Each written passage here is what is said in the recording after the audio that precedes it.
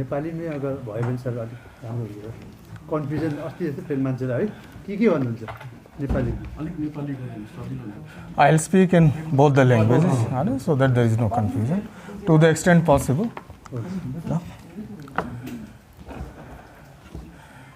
तपाईं सबैलाई आजको यो प्रेस कन्फरेन्समा स्वागत।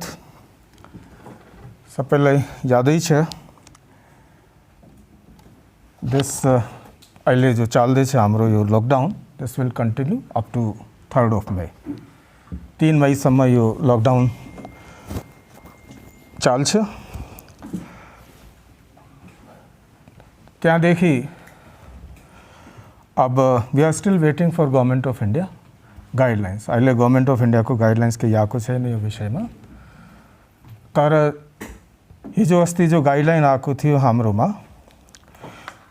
त्यो गाइडलाइन्सको मुताबिक अब जति पनि जना स्ट्यान्डर्ड छन्, स्टुडेन्ट होस् कि पेसेन्ट होस् कि अरू स्टेटमा काम गर्ने हाम्रो स्टेटको मान्छेहरू होस्, as per government of India's guidelines सबैलाई अब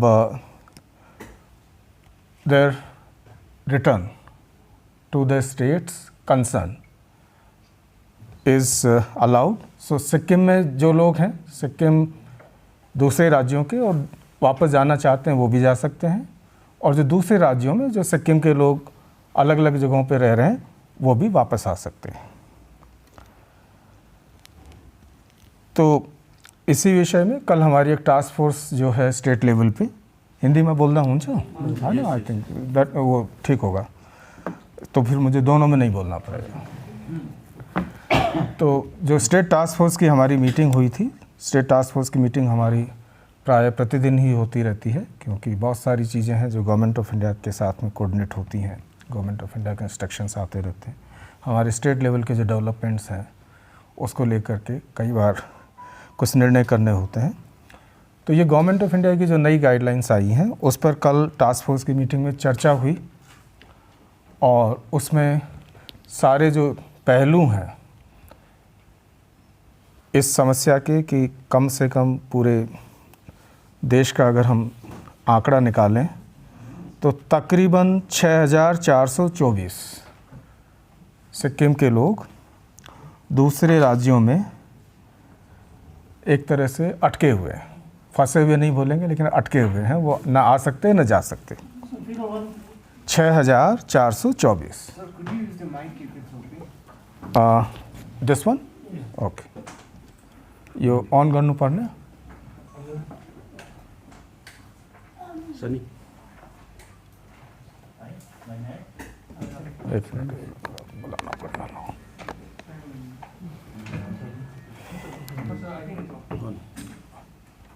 नहीं माइक को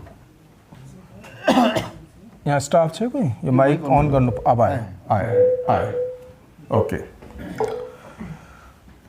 सो डिस्ट्रिक्ट कलेक्टर्स ने जो पंचायतों के माध्यम से, एमएलएस के माध्यम से, या उनके पास में जो इंक्वायरीज़ सीधी आती हैं उसके आधार पर जो जानकारी इकट्ठी की है उसके अनुसार 6424 ये संख्या है जो लोग अटके हुए हैं बाहर। इसमें छात्र भी हैं, पेशेंट्स भी हैं और दूसरे लोग भी हैं। और गवर्नमेंट ऑफ इंडिया की गाइडलाइंस के हिसाब से ये लोग, एक जो व्यवस्था अब तय की है उसके अनुसार ये लोग वापस आ सकते हैं। तो जैसा मैंने बताया, कल हमने टास्क फोर्स की जो मीटिंग थी हमारी, उसमें इस विषय पे चर्चा की।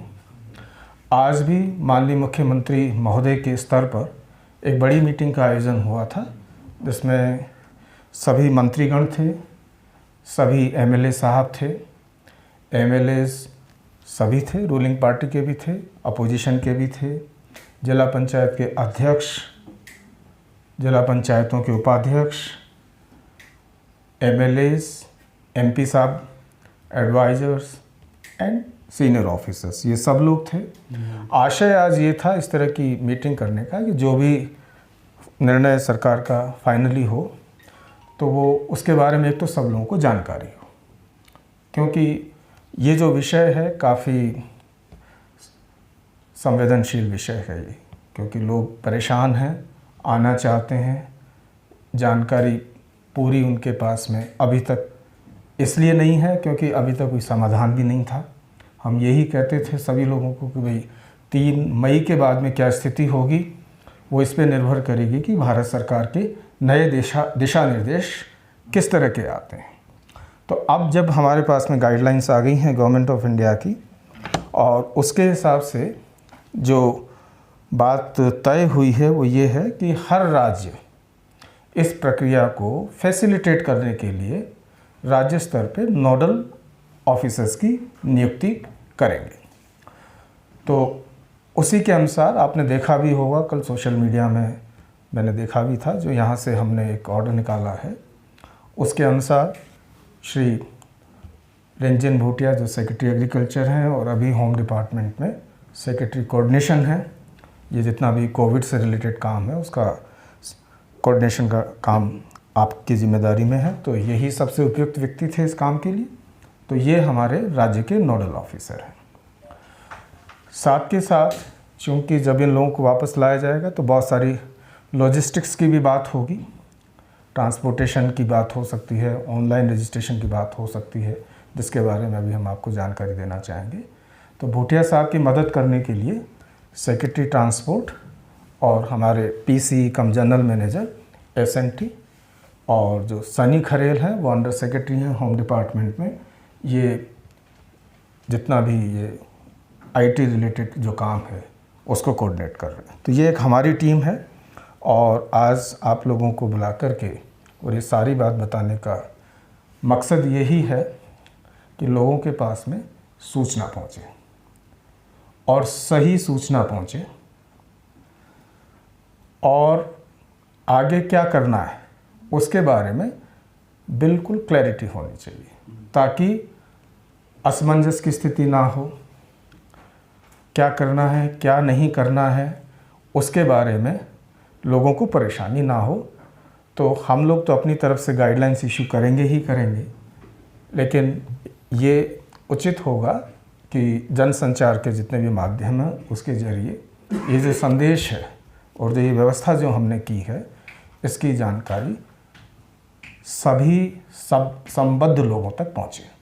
तो ये जितने 6424 का आंकड़ा तो आज हमारे पास है, जब ऑनलाइन रजिस्ट्रेशन शुरू होगा तब हमें एग्जैक्ट नंबर पता चलेगा कि कितने लोग हैं जो रजिस्टर करेंगे और जो आना चाहेंगे। संख्या ज़्यादा भी हो सकती है, ये संख्या कम भी हो सकती है, लेकिन ये मैसेज न केवल उन लोगों के लिए बल्कि उनके जो शुभचिंतक हैं, परिवार के लोग हैं, मित्र हैं, उनकी भी उद्विग्नता उतनी ही है जितनी ये जो लोग बाहर बैठे हैं उनकी है। तो उनके लिए भी ये मैसेज जाना ज़रूरी है कि किस तरह की तैयारी है हमारी, क्या उसमें चुनौतियाँ हैं, उसका किस तरह से हम समाधान करने जा रहे हैं। तो जैसा आपको ज्ञात ही है, देश में जो स्थिति है उसमें हालांकि संख्या बढ़ रही है कोरोना के पेशेंट्स की, लेकिन एक अच्छी बात यह है कि लॉकडाउन की वजह से जो संख्या दुगना जो होने की रफ्तार है वो लॉकडाउन पीरियड में काफ़ी कम हुई है। जैसे पहले 4 दिन में संख्या दुगनी हो रही थी, तो ये पहले 8 दिन हो गई, अब मेरा ख्याल है 11 दिन हो गई। तो ये लॉकडाउन का जो पालन हुआ पूरे देश भर में और हमारे यहाँ तो खुशी की बात है कि लोगों ने इस चीज़ को सहर्ष स्वीकार भी किया और सहयोग सबने किया। तो हमारे यहाँ भी प्राय हम लोग जो चीज़ें इम्प्लीमेंट करना चाहते थे वो सारी चीज़ें हम कर पाए। लेकिन फिर भी देश में आज अगर हम जो कोरोना का जो स्प्रेड है और जो संख्या है उसके हिसाब से अगर जितने भी ज़िले हैं देश में तो उसका वर्गीकरण करें तो 130 ज़िले रेड डिस्ट्रिक्ट्स हैं, मीनिंग देयर बाय कि वहाँ कोरोना इन्फेक्शन की स्थिति थोड़ी सी विकट है। 284 ज़िले ऐसे हैं जिनको ऑरेंज कैटेगरी में रखा गया है, जहाँ इन्फेक्शन है लेकिन उस तरह का नहीं है जिस तरह का रेड डिस्ट्रिक्ट्स में है। इसकी एक तकनीकी परिभाषा है कि कितना जल्दी वहाँ डबल हो रहे हैं केसेस, और ये सारी चीज़ें देख करके इसका वर्गीकरण होता है। 319 ज़िले ऐसे हैं जो ग्रीन कैटेगरी में हैं, जहाँ या तो कोई इन्फेक्शन हुआ नहीं है, या इन्फेक्शन हुआ भी हो तो वो ठीक हो गए और पिछले 21 दिनों में कोई इन्फेक्शन नहीं हुआ हो। तो ऐसे ज़िलों की संख्या 319 है। तो आप देखेंगे ज़्यादातर ज़िले रेड या ऑरेंज में है और ग्रीन डिस्ट्रिक्ट्स की संख्या कम है। अब हमारा प्रयास ये है, जो हमने विचार किया टास्क फोर्स की मीटिंग में भी, और आज जो माननीय मुख्यमंत्री के स्तर पे जो बड़ी मीटिंग हुई उसमें भी यही विचार आया कि सबसे ज़्यादा ज़रूरी चीज़ है सुरक्षा।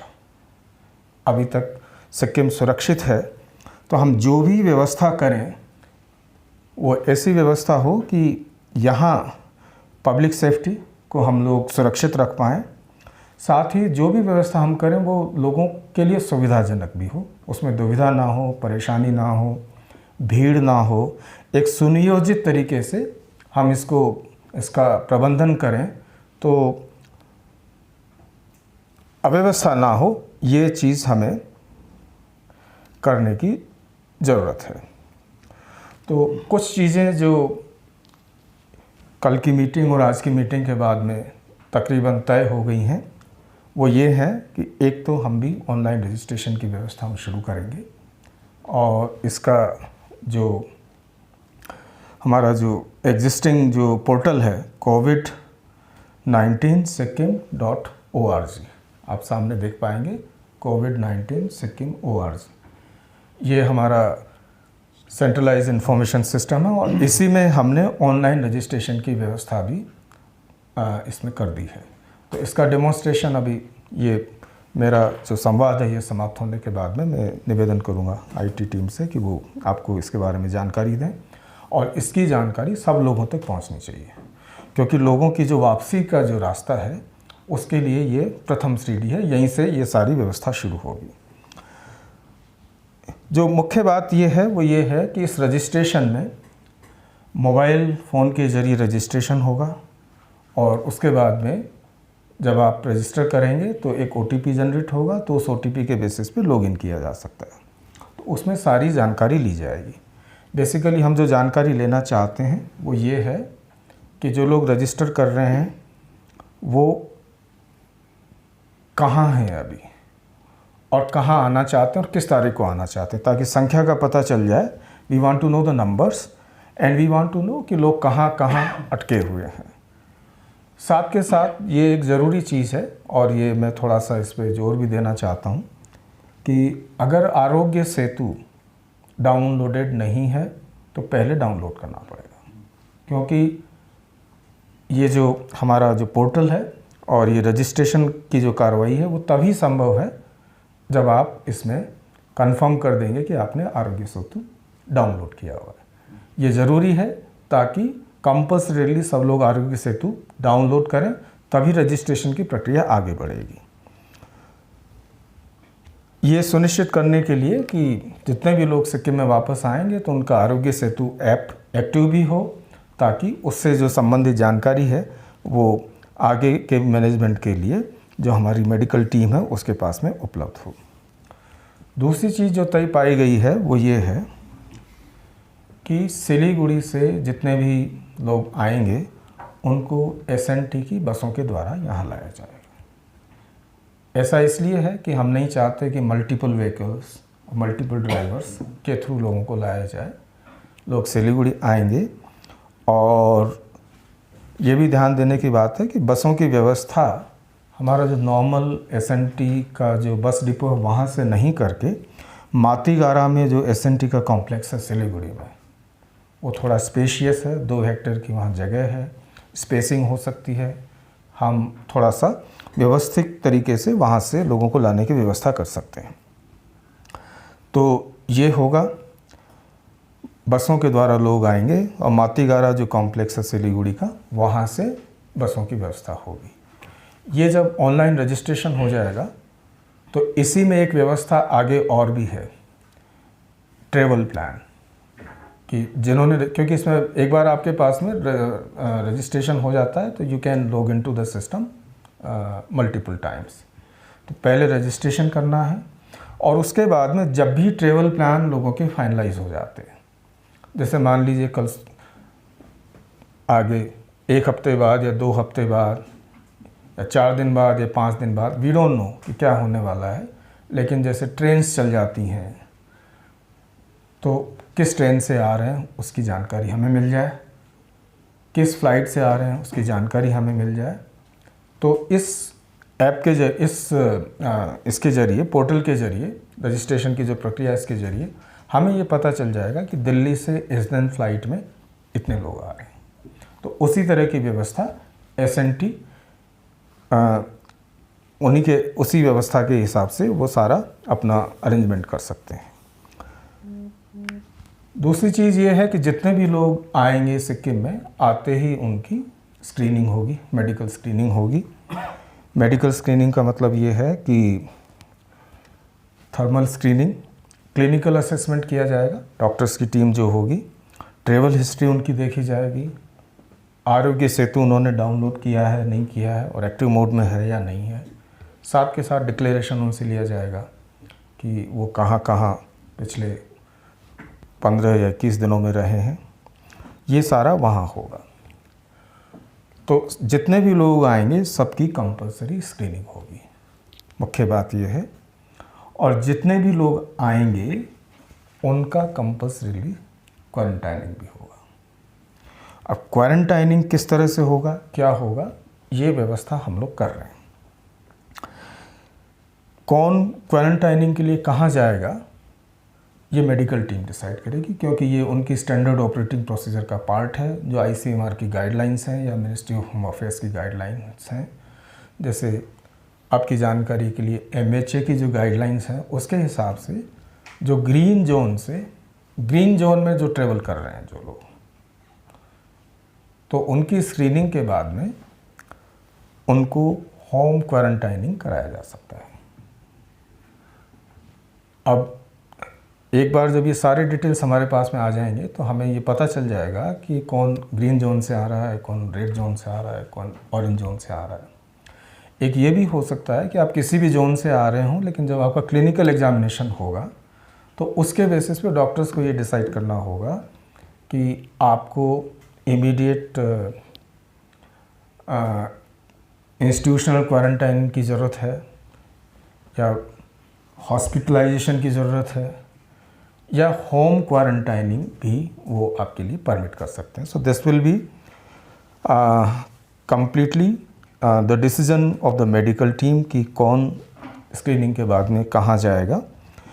जहाँ तक व्यवस्था का सवाल है, सारे डिस्ट्रिक्ट कलेक्टर्स ने क्वारंटाइनिंग के लिए एक आइडेंटिफिकेशन कर लिया है कि कहाँ क्वारंटाइनिंग जो लोग आएंगे उनकी की जाएगी। उसके लिए हमारी कोशिश अभी तक यही रही है कि जितने भी गवर्नमेंट ओन्ड असेट्स हों, चाहे टूरिज़्म डिपार्टमेंट की हों, चाहे हॉस्टल्स हों, गवर्नमेंट बिल्डिंग्स हों, उनको लिया जाए। और ऐसा करके ये अभी सब ये प्रोविज़नल सी लिस्ट है, क्योंकि उन्होंने आइडेंटिफिकेशन किया है। इसके बाद में इस लिस्ट में और नई सुविधाएं ऐड हो सकती हैं या कुछ सुविधाएं निकाली भी जा सकती हैं, क्योंकि अल्टीमेटली ये देखना होगा कि ज़रूरत के हिसाब से हमें कितने बेड्स की ज़रूरत होगी और उसी हिसाब से उनको या तो सुविधा बढ़ानी होगी या प्रायोरिटाइज़ करना होगा। क्योंकि जैसे ये हो सकता है कि किसी एक जगह पे एक बिल्डिंग है, एक उसी तरह की बिल्डिंग शहर के बाहर है, एक शहर के अंदर है, तो शुरुआत में पहले शहर से बाहर जो बिल्डिंग है उसको यूज़ किया जाए। अगर वो फुल हो जाती है तो उसके बाद में जो आबादी के पास में जो बिल्डिंग होगी उसका इस्तेमाल किया जाए। तो एक तरह से प्रायोरिटाइजेशन की प्रोसेस चलेगी, डिस्ट्रिक्ट कलेक्टर्स इसको करेंगे। लेकिन अभी तक जो प्रिलिमिनरी जो जानकारी हमारे पास है उसके हिसाब से करीब 5000 बेड्स हमारे पास अवेलेबल है क्वारंटाइनिंग के लिए। इसमें जो ध्यान देने की बात है वो ये है कि जब ये तय होगा कि क्वारंटाइनिंग करना है तो होम क्वारंटाइनिंग के लिए अगर परमिट करते हैं तो उसकी एक अलग व्यवस्था है, उसके बारे में आपको जानकारी अलग से दूंगा थोड़ी देर बाद में। लेकिन अगर ये है कि इंस्टीट्यूशनल क्वारंटाइनिंग होनी है तो एक ये हो गया जो गवर्नमेंट बिल्डिंग्स में है और सरकारी प्रबंध में है, तो उसकी सारी व्यवस्था डिस्ट्रिक्ट कलेक्टर्स करेंगे, रहना खाना सारी चीज़ें, और मेडिकल टीम्स तो वहाँ जा कर के टाइम टू टाइम देखती ही रहेंगी। एक चीज़ जो हमने और की है वो ये है पेड क्वारंटाइन, क्योंकि बहुत सारे हमारे होटल्स हैं जो आइडियल हैं इस पर्पज़ के लिए कि थोड़ा सा आबादी से परे भी हैं और उनको हम क्वारंटाइनिंग फैसिलिटी के लिए इस्तेमाल कर सकते हैं। तो वो पेड सुविधा होगी, उसके लिए हम लोग तय कर देंगे कि उसका प्रतिदिन का किराया कितना होगा। तो वो एक होटल वाली व्यवस्था हो जाएगी, लेकिन जो प्रोटोकॉल, जो मेडिकल प्रोटोकॉल होगा दोनों जगहों पर एक जैसा ही होगा। इट्स जस्ट दैट कि अगर कोई चूज़ करना चाहे कि नहीं मैं जाना चाहता हूँ पेड क्वारंटाइन में, तो पेड क्वारंटाइन में भी जा सकते हैं। तो इस तरह से करीब 3,500 बेड्स हमारे पास में गवर्नमेंट क्वारंटाइन फैसिलिटी में है, और करीब 1500 हमने आइडेंटिफाई किए हैं पेड क्वारंटाइन के लिए रूम्स, बेड्स। तो इस तरह से करके तकरीबन 5,000 बेड्स की व्यवस्था है हमारे पास में। डिस्ट्रिक्ट वाइज डिटेल्स हमारे पास में है, लेकिन आपकी जानकारी के लिए इतना ही पर्याप्त है कि we have sufficient number of beds and accordingly the facilities will be used. जो लोग होम क्वारंटाइन में जाएंगे उनके लिए एक अलग से मेडिकल प्रोटोकॉल होगा, और जो बात हुई है वो ये है कि हम जो हमारे फ्रंट लाइन जो वर्कर्स हैं, आशा और आंगनवाड़ी वर्कर्स और पीएससी या पीएचएससी, उनके जो इंचार्ज हैं उनको मिलाकर के एक टीम बनाएं। क्योंकि आप ज़रा देखें कि अगर हमारे पास में करीब 5-6 हज़ार लोग वापस आने वाले हैं तो हमारे पास में करीब 700 आशा वर्कर्स भी हैं। तो एवरेज अगर हम करें तो करीब 10 लोगों को मैनेज करने के लिए अगर हम एक छोटी सी टीम बना दें जिसमें आशा वर्कर है, आंगनवाड़ी वर्कर है और पीएससी इंचार्ज उस चीज़ को देखें, तो मेरा ख्याल है जो लोग होम क्वारंटाइन करेंगे उनका प्रॉपर सुपरविज़न हम लोग कर पाएंगे, टाइम टू टाइम उनकी मॉनिटरिंग हम कर पाएंगे, और जो मेडिकल प्रोटोकॉल है उसको पूरा फॉलो किया जाएगा। इसके साथ ही साथ हमारी कोशिश ये होगी कि ये जो ग्रुप बनेंगे उसमें पंचायत का भी हमें भरपूर सहयोग अब तक भी मिलता रहा है, और इस प्रक्रिया में जो क्वारंटाइन की प्रक्रिया है इसमें भी हम उन लोगों का सहयोग लें।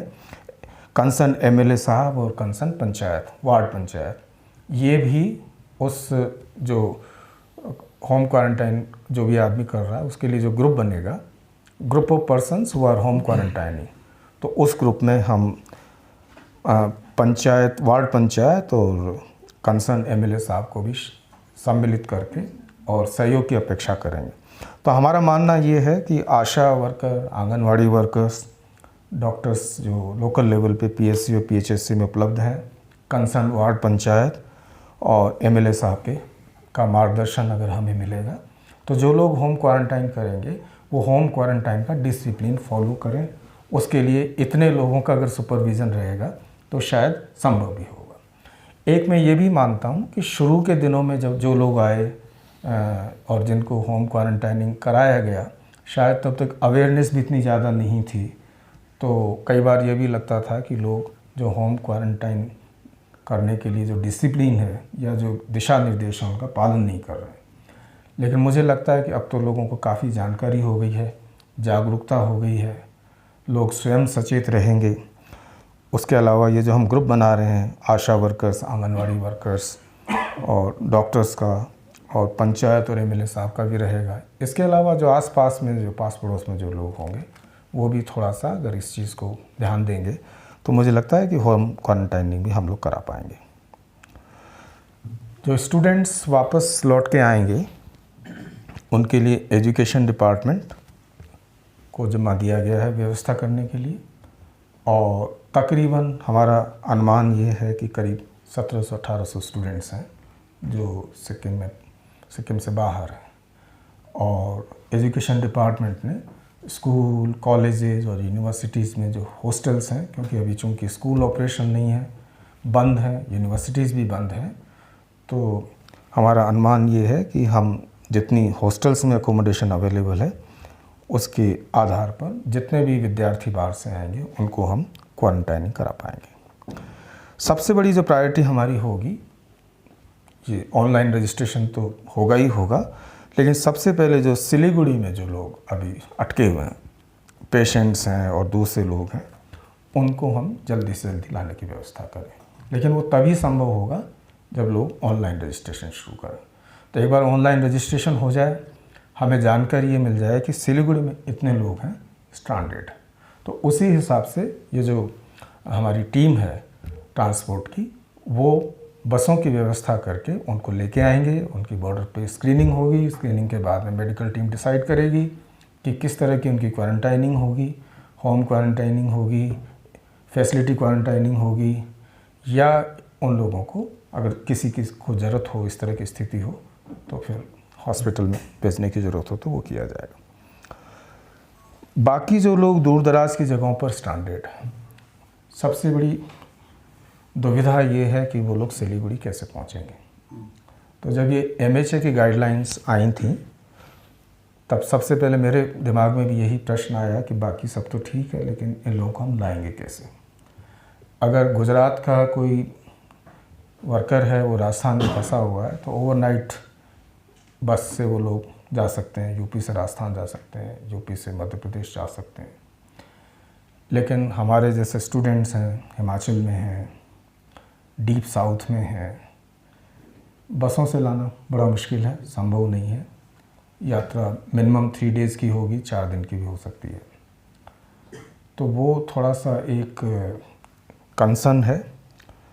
तो चूँकि इस बारे में हम सब लोग बात करते रहते हैं, चीफ सेक्रेटरीज़ का भी एक ग्रुप बना हुआ है हमारा पूरे देश का, और चूँकि ये राष्ट्रव्यापी समस्या है, तो इसमें हम लोग आपस में एक दूसरे से बात करते रहते हैं किस तरह से समस्या का निदान किया जाए। तो राय ये बनी कि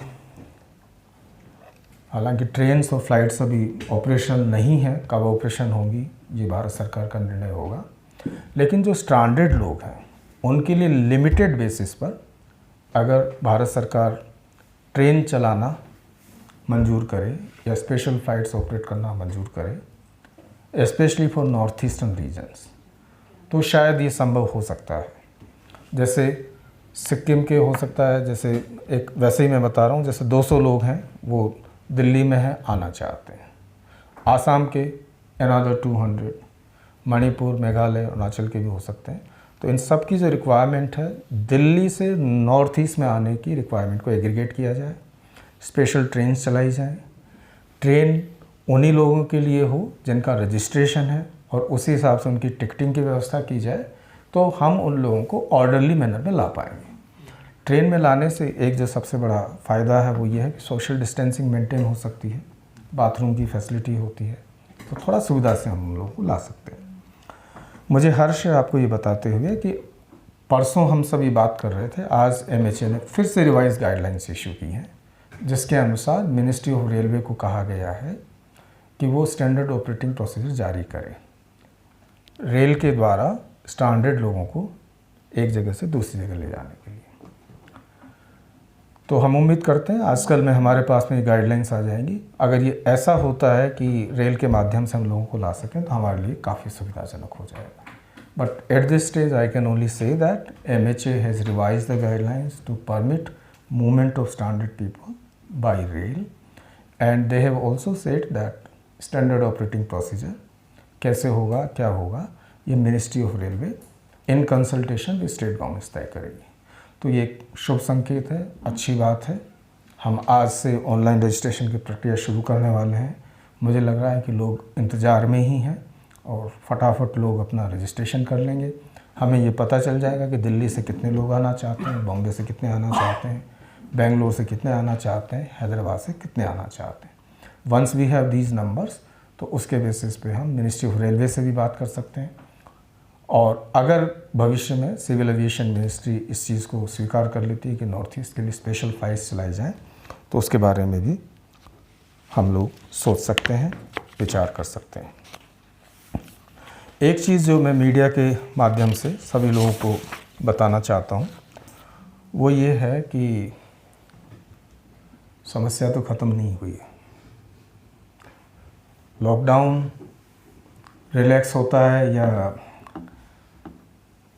उसमें थोड़ी ढील दी जाती है या हट जाता है, लोग सोचते हैं कि सब कुछ नॉर्मल हो गया, लेकिन नॉर्मल नहीं हुआ है। हमने सिक्किम में ही देखा, पहला लॉकडाउन का पीरियड 15 तक था और 14 को लोग सड़कों पे आ गए। फिर रिवाइज गाइडलाइंस, थोड़ी सी रिलैक्स गाइडलाइंस इम्प्लीमेंट हुई 20 मार्च से, तो 20 से और ऑफिस भी शुरू किए, तो 20-21 को काफ़ी एक आध जगह ट्रैफिक जैम भी हो गया, लोग काफ़ी सड़कों पे उतर आए, तो वो हमें फिर उस डिसीजन को रिवर्स करना पड़ा।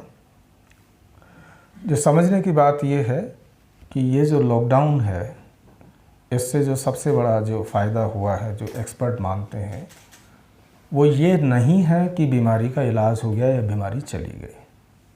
इसका जो सबसे बड़ा फ़ायदा हुआ है वो ये है कि हमने इन्फेक्शन की रेट को स्लो कर दिया और जितनी हमें तैयारियां करनी थी वो हम कर पाए। जैसे आप ही की जानकारी के लिए, जैसे अब टेस्टिंग फैसिलिटी अब हमारे यहाँ शुरू होने वाली, मशीन्स आ गई हैं। इसी तरह से जो रेगुलर टेस्टिंग जो होती है, जो अभी हम उसके सैंपल्स हम सिलीगुड़ी भेजते हैं, वो लैब हमारी बन करके 15 मई तक तैयार हो जाएगी। इस देश में लॉकडाउन से पहले पूरे देश में सैम्पलिंग और टेस्टिंग के लिए, सिर्फ सैम्पलिंग तो होती थी लेकिन टेस्टिंग के लिए सिर्फ एक पुणे में लैब थी। आज तो 300 से ज़्यादा लैब हो गई है। तो ये जो समय है लॉकडाउन का, उसमें तो इन्फेक्शन थोड़ा स्लो डाउन हुआ है, लोगों में अवेयरनेस आई है, लेकिन इसका आशय ये नहीं है कि 3 मई के बाद में हम अपने गार्ड्स को लोअर कर लें। We should never lower our guards. Problem has not gone away. और इनफैक्ट चूँकि रिटर्नीज़ हमारे वापस आना शुरू करेंगे, चाहे वो सिलीगुड़ी से हो या देश के दूसरे भाग से आएंगे, तो इंक्रीज मूवमेंट होगा विद इन द स्टेट। तो अभी तक तो मूवमेंट नहीं था, इंक्रीज मूवमेंट होगा, तो we have to be even more careful. So इस मूवमेंट को 3 मई के बाद में किस तरह से रेगुलेट करेंगे, उसके लिए राज्य सरकार की अनुमति से, अप्रूवल से अलग से हम लोग गाइडलाइंस इशू करेंगे। बट इतना एक मैसेज सब लोगों को जानना चाहिए कि अगर गाइडलाइंस रिलैक्स भी की जाती हैं तो वो सुविधा के लिए हैं, वो इंडिकेशन नहीं है कि खतरा टल गया है। खतरा अभी बरकरार है। जब तक कोई वैक्सीन डेवलप नहीं हो जाती, जब तक कोई फुल प्रूफ ट्रीटमेंट नहीं आ जाता इसका, तब तक ये खतरा बना रहेगा। सो शुरुआत में मुझे इतना ही कहना था। मैं इससे पहले कि हम ऑनलाइन रजिस्ट्रेशन का प्रेजेंटेशन आपको दें, और मैं चाहूँगा कि उसके जो नुआंसेस हैं वो आप लोग समझें और फिर लोगों को उसी तरह से स्टेप बाय स्टेप बताएं कि किस तरह से रजिस्ट्रेशन करना है।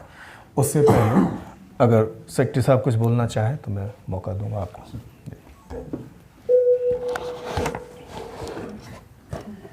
Anything that you want to add? बोल्नु न। एउटा बिन्ती चढाउन चाहन्छु। जतिजना हाम्रो सिक्किमको नागरिकहरू बाहिर बसेर अहिले भित्र आउनुको लागि, सिक्किममा फर्केर आउनुको लागि एकदमै उत्साहित छ, उहाँलाई एउटा बिन्ती चढाउन चाहन्छु। उहाँहरूले त्यो रेजिस्ट्रेसन जुन चाहिँ हामीले यहाँबाट लन्च गरिरहेको छौँ, त्यो रेजिस्ट्रेसनमा चाहिँ उहाँहरूले कम्पलसरी रेजिस्ट्रेसन गर्नुपर्छ। अनि यहाँ सिएस साहबले भन्नुभएको जस्तो त्यो आरोग्य सेतुको एप चाहिँ डाउनलोड कम्पलसरी गर्नुपर्छ। अनि उहाँलाई एउटा अझै एउटा रिक्वेस्ट के गर्न चाहन्छु भने उहाँलाई एउटा थर्मोमिटर पाउँछ 150-200 रुपियाँमा, सबैले एउटा थर्मोमिटर किनेर ल्याइदिनुहोस्। कारण तपाईँहरूलाई क्वारेन्टाइन फेसिलिटीमा राख्नु पऱ्यो भने, तर क्वारेन्टाइन इन्स्टिट्युसनल क्वारेन्टाइन गर्नु पऱ्यो भने तपाईँ आफैले त्यो थर्मोमिटर युज गरेर आफ्नो टेम्परेचर नाप्न सक्नुहुन्छ तपाईँले। त्यो एउटा बिन्ती गर्न चाहन्छु। अनि जुन चाहिँ यो अहिलेको जुन चाहिँ हामीले अनलाइन रेजिस्ट्रेसन सिस्टम लन्च गरेको छ, त्यो अनलाइन सिस्टममा सबैले आफ्नो आफ्नो जानकारी दिइसकेको पछि मात्रै हामीहरू सरकारले यहाँ तपाईँहरूको फर्केर आउनुको लागि प्लान राम्रोसित गर्न सक्छ। त्यसले गर्दा तपाईँलाई त्यति नै बिन्ती चढाउन चाहन्छु मेरो तर्फबाट। अनि तपाईँहरू सबैले कोअपरेट गरिदिनुहोस्, हतार नगरिदिनुहोस्। अनि सकभर तपाईँले जुन चाहिँ हेल्पलाइन नम्बर दिएको छ अनलाइन रेजिस्ट्रेसनमा, त्यो हेल्पलाइन नम्बरमा मात्रै तपाईँले फोन गरिदिनुहोस्। कारण के हुन्छ भने जब तपाईँले हामीलाई डाइरेक्ट कन्ट्याक्ट गर्नु हुँदैछ, हामीहरू फ्री भएको बेलामा त तपाईँको फोन हामी रिसिभ गर्दैछौँ हामीले, तर कोही बेला हामी मिटिङमा बसिरहेको हुन्छ, मिटिङमा बसेको बेलामा हामीले तपाईँको फोन रिसिभ गर्न सक्दैनौँ। हामी 4-5 जना हामीहरू अफिसरको नाम दिएको छ, त्यो जुन चाहिँ हिजो नोटिफिकेसन निक्लेको थियो त्यो नोटिफिकेसनमा। अनि तपाईँहरूले जबसकभर चाहिँ हेल्पलाइन नम्बर दिएको छ हामीले ल्यान्डलाइन, त्यसमा गर्नुहोस्। पोर्टलमा हामीले हेल्पलाइन नम्बर दिएको छ, त्यसमा तपाईँले फोन गरी ट्राई गर्नुहोस्। अनि एकदमै आपत्ति परेको बेलामा तपाईँले हामीलाई हाम्रो पर्सनल नम्बरमा फोन गर्दा हुन्छ। अनि अझै कुनै जानकारी बेसी जानकारी चाहेको खण्डमा तपाईँले हामीलाई हाम्रो आफ्नो नम्बर पर्सनल नम्बरमा फोन गर्न सक्नुहुन्छ। अनि अर्को एउटा बिन्ती छ, अघि यहाँ शेष साहबले भन्नुभएको जस्तो कम्पलसरी हो रेजिस्ट्रेसन, यो अनलाइन रेजिस्ट्रेसन कम्पलसरी हो। तर कतिजना हाम्रो सिक्किमको मान्छेकोमा स्मार्टफोन नभएको मान्छेहरू पनि रहेछ, हाम्रोमा त्यस्तै खबर आएको छ। जस्तै सिलगढीमा बसिरहेको छ बुढोपाका मान्छेहरू छ, स्मार्टफोन छैन, उनीहरूकोमा सिम्पल फोन छ। त्यस्तोहरूले चाहिँ जसकोमा स्मार्टफोन नहुने, जसले अनलाइन रेजिस्ट्रेसन गर्नु नसक्नेहरू व्यक्तिहरूले चाहिँ यो तपाईँको हेल्पलाइन नम्बरमा तपाईँले फोन गर्नुपर्छ। हेल्पलाइन नम्बरमा फोन गरेपछि हाम्रो मान्छे बसेर हाम्रो मान्छेले त्यहीँ नै फोनमै तपाईँको डिटेल जानकारी लिएर चाहिँ तपाईँको रेजिस्ट्रेसन गरिदिन्छ। सो त्यति नै जानकारी म दिन चाहन्छु। धन्यवाद सर। तर यहाँ सिक्किममा स्टुडेन्टहरू छ नि जो चाहिँ बाहिर जान चाहन्छ भने उनीहरूको प्रोसिजर के छ त्यसको लागि? सो जैसे सिक्किम के स्टूडेंट बाहर से आएंगे तो उनको रजिस्ट्रेशन करना है। यहाँ से जो बाहर जाना चाहेंगे उनको भी उन जिस स्टेट में जाना चाहते हैं वहाँ उन्होंने इसी तरह की सुविधा बनाई है, इसी तरह से नोडल ऑफिसर्स बनाए हैं। तो वो उनके पोर्टल पे जाके रजिस्ट्रेशन करेंगे। उसके बाद में वहाँ की जो सरकार होगी वो हमारे पास में ये सूचना देगी कि हमारे जयपुर के ये 10 स्टूडेंट हैं, इनको आने देना, हम लोग परमिट कर देंगे। इसी तरह से जैसे हमारे स्टूडेंट कोटा से आना चाहेंगे, कहीं और से आना चाहेंगे, हम वो सूचना संबद्ध राज्य सरकार को देंगे तो वो लोग भी हमें परमिट कर देंगे। तो ये इस तरह से ऑपरेट करेगा। नोडल ऑफिसर सारे स्टेट्स ने अपॉइंट कर दिए हैं। तो हमें जो बाहर से लाना है उसकी व्यवस्था, बल्कि हमारे यहाँ से जो बाहर जाएंगे वो काम भी ये हमारी जो टीम है यही देखेगी, लेकिन रजिस्ट्रेशन उनको अपने अपने राज्य के पोर्टल पे करना। सर, अगर कोई अपना प्राइवेट व्हीकल्स में लॉकडाउन है उधर, तो वो लोग को वो ला सकता है कि they have to come by SNT passes?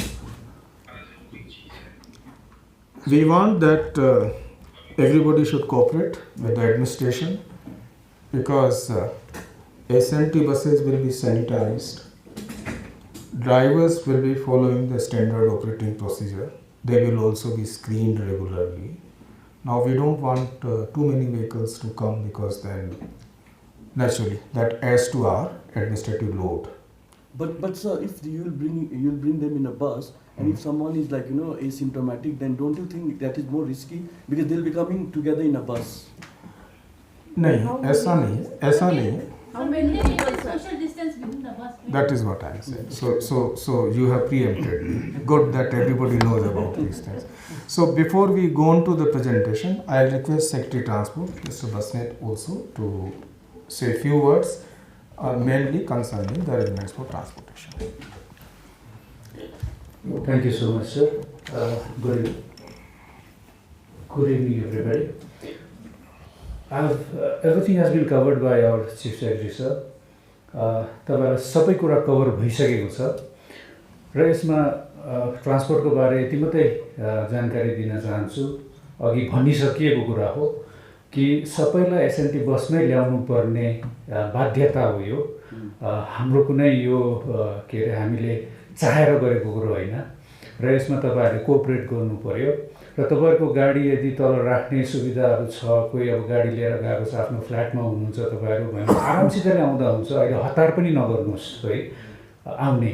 जो एकदमै अब जसलाई आउनु एकदमै जरुरी छ, नहुने स्थिति छ भने मात्रै तपाईहरु ट्राभल गर्नु निक्लिनुहोस् है। तपाईहरुको घरमा रासिन पानी छ, सबै छ, फ्ल्याटमा हुनुहुन्छ, तपाईहरु सुविधा छ भने please do not move out है, त्यहीँ बस्नुहोस् जबसम्म अझै यो साम्य हुँदैन। किनभने सिलगढी जुन जोन छ त्यो अघि सरले भन्नुभयो इट इज रेड जोन होला है, एन्टायर त्यो एरिया नै गर्दाखेरि हामी सबैलाई अब everyone wants to come back, जो आउनु चाहनुहुन्छ उहाँलाई ल्याउनै पर्यो। तर पनि it is a risk for all of us, हामी यहाँभित्र हुनेलाई पनि त्यो रिस्कै हो। त्यसले गर्दाखेरि उहाँलाई क्वारेन्टाइन फेसिलिटीमा लगिँदैछ। सिलगढीबाट हामी बस प्रोभाइड गर्छौँ। एउटा बसमा सम्भवतः 15-16जना मात्रै हामीले त्यसमा बुक गरेर ल्याउन सक्छौँ होला, किनभने सोसियल डिस्टेन्सिङ प्रपर मेन्टेन गर्नु पऱ्यो। र यसमा अर्को चाहिँ जो पेसेन्टहरू हुनुहुन्छ, जो अब एकदमै आउनु चाहनुहुन्छ, जो एम्बुलेन्स रिक्वायर्ड छ अथवा उहाँको प्राइभेट गाडी पनि छ, तर उहाँहरू चाहिँ एकदमै अब सर्टिफाइड पेसेन्टहरू जो हुनुहुन्छ, सायद उहाँलाई अलिकति ढिल दिने, मतलब उहाँलाई एउटा प्रब्लम मिलाउन सकिन्छ होला, उहाँहरू आफ्नो एम्बुलेन्स बुक गरेर आउन सक्नुहुने। तर रेस्ट जो हेल्दी हुनुहुन्छ, सबै कुरा ठिक छ भने उहाँहरू सबैजना एकदमै एसएनटी बसमै ट्राभल गरेर आउनुपर्छ। Rest everything has been already covered. Thank you so much. Sir एउटा त्यो अहिले जुन रेजिस्ट्रेसनको प्रोसेसमा अहिले थानामा माइग्रेन्ट लेबरहरू गएर भिड भइरहेछ र त्यहाँ रेजिस्ट्रेसन पनि चलिरहेछ, यो चाहिँ के को लागि होला सर? राम्रो त कहाँ यहाँ सिक्किम? कसैको एउटा खबर पुग्यो होला, अब So that's why we are having this press conference, and you have a very big role to play in reaching right information to the people who are hungry for right information. Because जो लोग distress में हैं, जो लोग परेशान हैं, they latch on to any piece of information, right or wrong. And you must have seen social media में भी और व्हाट्सअप यूनिवर्सिटी बोलते हैं लोग, उसके ज़रिए भी बहुत सारी चीज़ें इस तरह की थी जो सर्कुलेट हो रही थी, authenticated, unauthenticated, and finally we have to create a special mechanism in IPR department so that there is a curb on misinformation. Information is good but misinformation में कंपाउंड प्रॉब्लम्स. सो यो हामीले तो गरेको होइन होला. I don't think anybody asked anybody to go to police station and register there. रेजिस्ट्रेसनको system यो प्रकारले हुन्छ.